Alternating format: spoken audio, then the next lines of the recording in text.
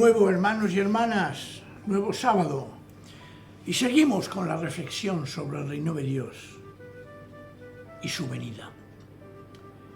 Y hoy, siguiendo lo que leímos el otro día del capítulo 17, del versículo 20, al final del capítulo, vemos que en el reino de Dios, en la venida del reino de Dios, no todo el mundo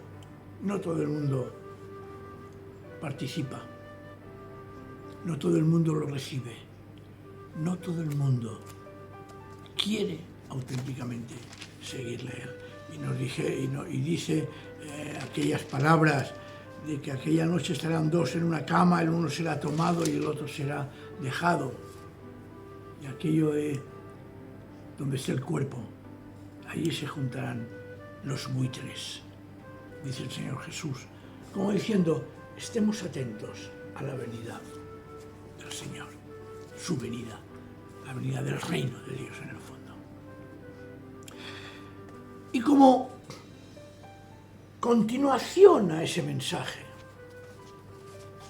el Señor Jesús en el capítulo 18 de Lucas nos presenta una parábola tremendamente subversiva. También le refirió Jesús una parábola sobre la necesidad de orar siempre y no desmayar, diciendo, había en una ciudad un juez que ni temía a Dios ni respetaba a persona alguna. Había también en aquella ciudad una viuda a la cual venía a él diciendo, hazme justicia de mi adversario. Él no quiso por algún tiempo, pero después de esto dijo dentro de sí, aunque ni temo a Dios ni tengo respeto a persona alguna, sin embargo, porque esta viuda me es molesta, le haré justicia, no sea que viniendo de continuo me agote la paciencia. Y dijo el Señor, oíd lo que dijo el juez injusto. ¿Y acaso Dios no hará justicia a sus escogidos que claman a Él día y noche? ¿Se tardará, en responderles? Os digo que pronto les hará justicia, pero cuando venga el Hijo del Hombre, ¿hallará fe en la tierra? Esta parábola, repito, es subversiva, porque es continuación en el fondo de lo que dice antes.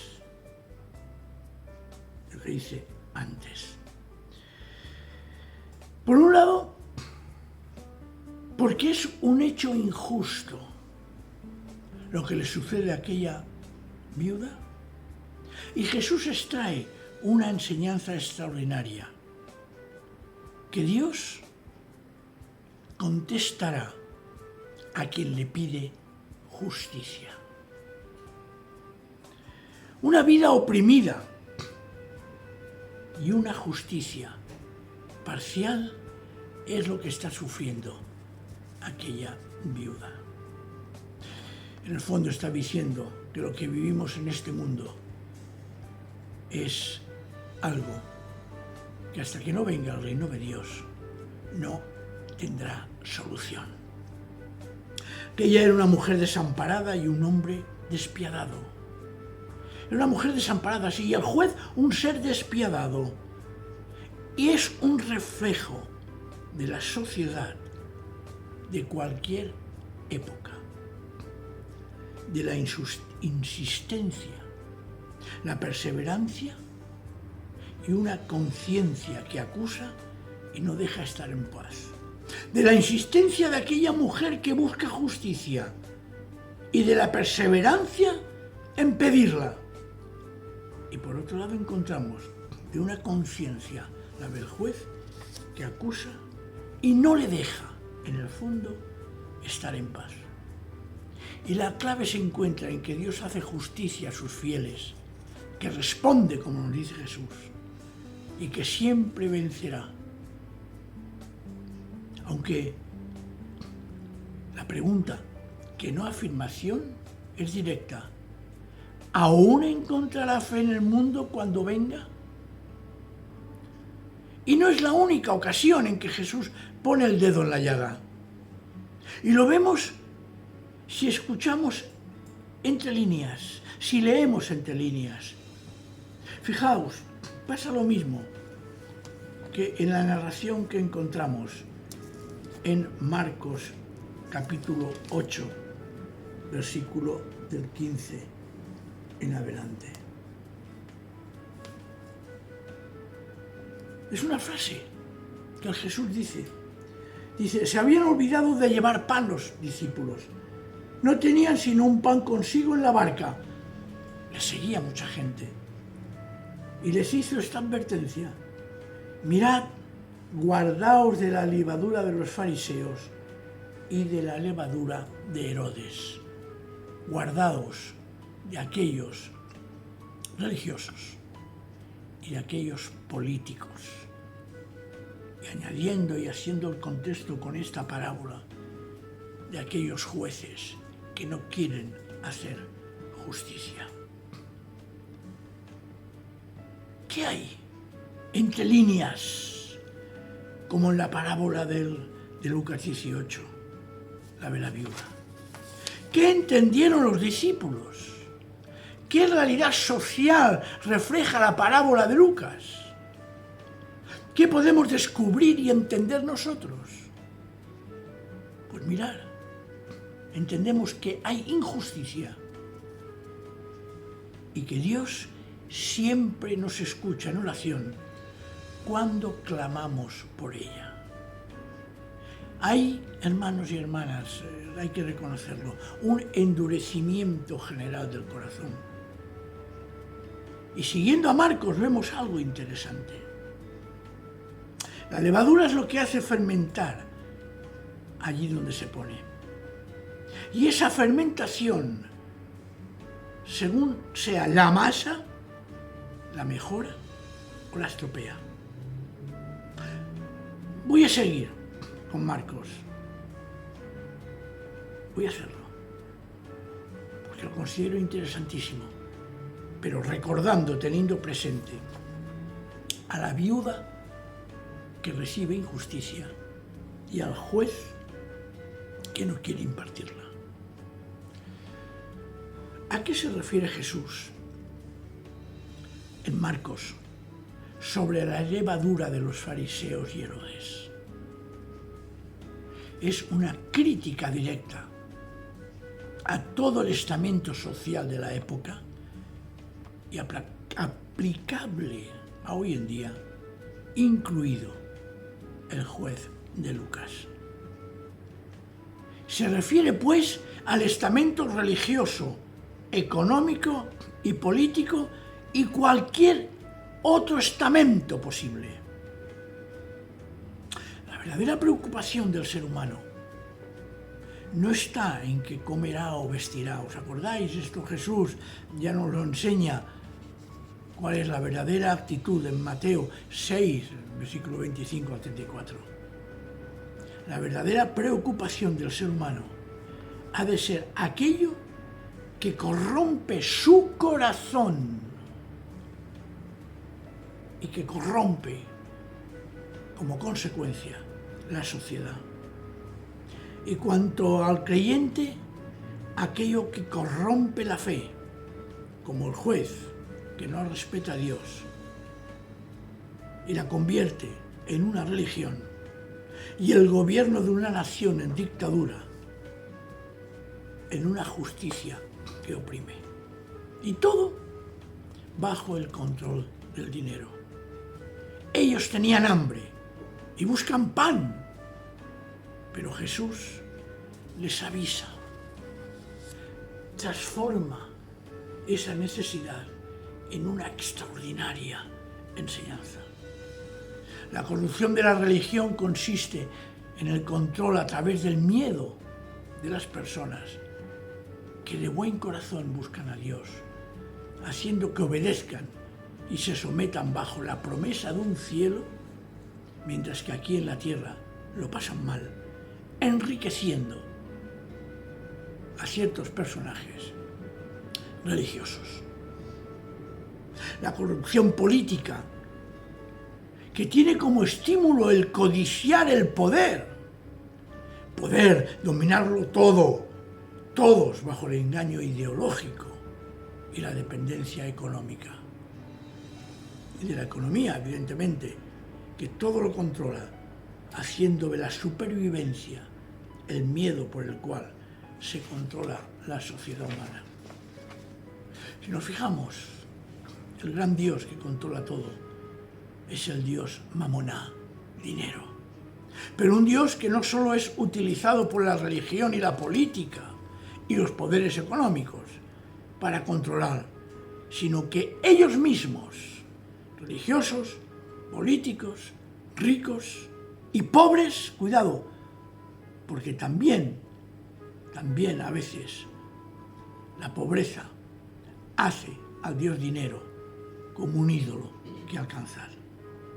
Todos están controlados por él y manifestado por aquello que ya condena al Señor, la codicia. Son los dragones y las bestias de cuando hablábamos de Apocalipsis. Jesús, de forma sorprendente para él, reconoce que esos estamentos no hacen otra cosa que endurecer los corazones de las personas para que no vean lo que realmente sucede. Digo, sorprendente para él, porque cuando ellos acuden a pedirle pan al Señor, acuden por un interés egoísta. Y el Señor no lo quiere, eso. De verdad, todos percibimos que es así. Todos percibimos que tenemos una losa que se nos pone encima. Y sin embargo, seguimos con el corazón endurecido. ¿Qué solución hay? ¿Qué solución tenía aquella viuda delante del juez injusto? ¿Qué solución tenemos cuando Jesús dice: libraos de la levadura de los fariseos y de Herodes? Pues mirar, por nuestra parte ninguna. Sinceramente, no podemos hacer nada. ¿Por qué? Porque el vivir de espaldas a Dios impide toda reacción. La sociedad no reacciona buscando esos valores tan preciosos que nos presenta el reino de Dios, como decíamos el sábado pasado, porque vive y vivimos muchas veces de espaldas a Dios. Y no es escapismo esta solución, porque las exigencias de un seguimiento de Jesús son mucho mayores que el seguir sometidos a lo que estamos viviendo. Porque es más fácil seguir la corriente que ir contra ella. Es más fácil destruir que sembrar trigo. Pero solo la esperanza del retorno glorioso de Jesús, hermanos y hermanas, resucitado, puede darnos un poco de aliento, un poco de espíritu, pneuma, para seguir adelante. Y puede suceder, tomando el texto anterior de Lucas, como en los días de Noé, que nadie se daba cuenta y seguían en su desenfreno hasta que fue demasiado tarde. Si queremos que el reino de Dios, porque repito, esta parábola es precisamente continuación, como la siguiente, la parábola del fariseo y el publicano, es continuación y el contexto es el reino de Dios. hemos de denunciar todo esto. Pero no una denuncia destructiva, sino como profetas en un mundo que por su corazón endurecido no quiere conocer a Dios. No le interesa conocer a Dios. Como en Apocalipsis 14, que nos dice que un ángel anunció el Evangelio en medio de un mundo alejado de Dios y avisa de un juicio del Señor para que haya arrepentimiento y vuelta a Él. Esa es. Tendríamos que ser esos ángeles que avisan. Y ese es el deber nuestro, si realmente nos consideramos seguidores y discípulos del Maestro, de Jesús, hijo de José, el de Nazaret. Si no es así, el mandato de Jesús de anunciar el reino de Dios nunca se plasmará en este mundo. Por eso se nos invita en esta parábola. Y avisados antes, en el capítulo 17 de Lucas, de la separación que habrá entre aquellos que siguen en el reino o van a incorporarse al reino y los que no siguen. En esta parábola se nos dice eso. También se refirió Jesús sobre la necesidad de orar siempre y no desmayar. Pero a veces nos quedamos con esa frase, orar siempre y no desmayar. Sí, siempre hay que orar. Y nos olvidamos que el contexto nos está hablando de orar por la justicia. ¿Es evidente? Orar. Venga, hablamos, oramos. Pero a veces nos quedamos sin saber por qué oramos o si oramos por aquellas cosas que el Señor realmente desea. Y en esta parábola, el centro es la oración, claro que sí, pero hay el detalle, aún permitirme, más central, que es el motivo. Fijaos en el versículo 6, y con esto acabamos. Y dijo el Señor: oíd lo que dijo el juez injusto. ¿Y acaso Dios no hará justicia a sus escogidos que claman a Él día y noche? ¿Veis el punto central de la oración? Es pedir por justicia, una justicia que solo se hará realidad cuando vivamos el reino de Dios, que texto antes, y ahí el sábado pasado leímos, lo vivimos de verdad. ¿Se tardará en responderles? No. Os digo que pronto les hará justicia como respuesta a las oraciones. Y la pregunta tremenda: pero cuando venga el Hijo del Hombre, ¿hallará fe en la tierra? No está diciendo que no la hallará, No está diciendo que no la hallará. Está diciendo si encontrará fe en la tierra. Tremenda expresión que hoy nos debe de hacer reflexionar. Y si el Señor lo permite, el próximo sábado veremos esta preciosa parábola que entre nosotros a veces creo que no es una parábola como la anterior de la viuda y el juez injusto, porque estos hechos se producen demasiadas veces en nuestro entorno. Que el Señor nos bendiga y nos guarde. Bendiciones, hermanos y hermanas. Amén.